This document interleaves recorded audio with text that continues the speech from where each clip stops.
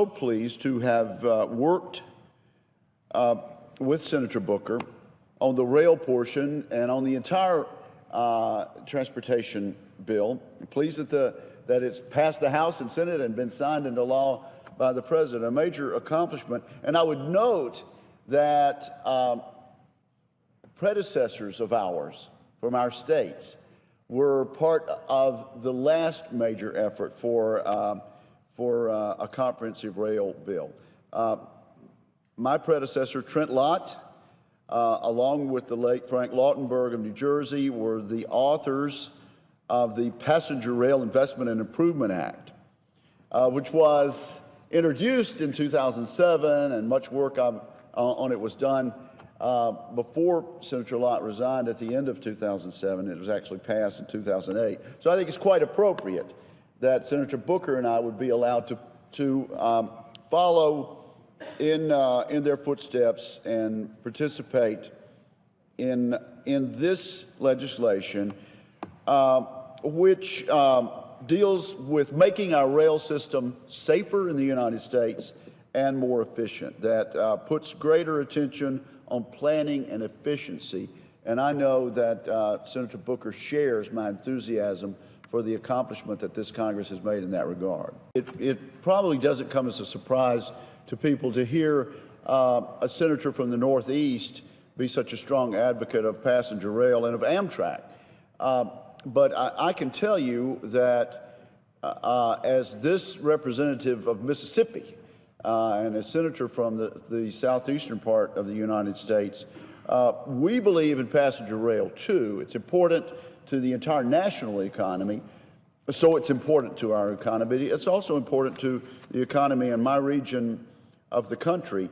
I'm pleased that and excited about the possibility of restoring passenger rail to the Gulf Coast for the first time since Hurricane Katrina.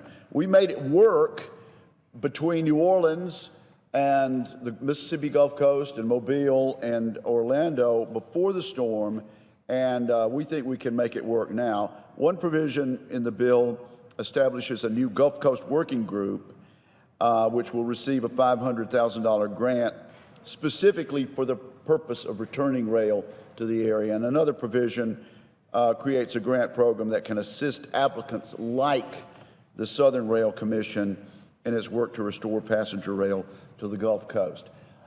In addition, Mr. President, I'm an advocate of competition. And so I'm pleased to see that this new legislation opens up the possibility of having private rail carriers competing for up to 3 of Amtrak's long-distance routes. I think in this way we can achieve cost savings, better performance, and good worker protections. In closing, let me just say, we're glad the law has been passed and signed. It seems from this angle that it was so inevitable.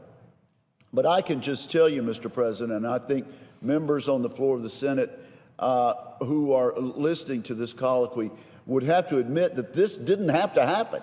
As a matter of fact, it could easily have fallen off the rails or fallen off the tracks. And on a bipartisan basis, people on this side of the aisle and on Senator Booker's side of the aisle did not allow the distractions and the naysayers to prevail, and we insisted that if we kept working, we could get this entire package done on a bipartisan basis. And so I would have to salute Republican members in the majority who put this forward from a committee standpoint, but I want to salute my Democratic brothers and sisters who said, yes, we can do this, and we ought to do it, not as Republicans and Democrats, but as Americans for the American economy. So my hat is off to my partner in this effort and to everyone on both sides of the aisle for making this a reality.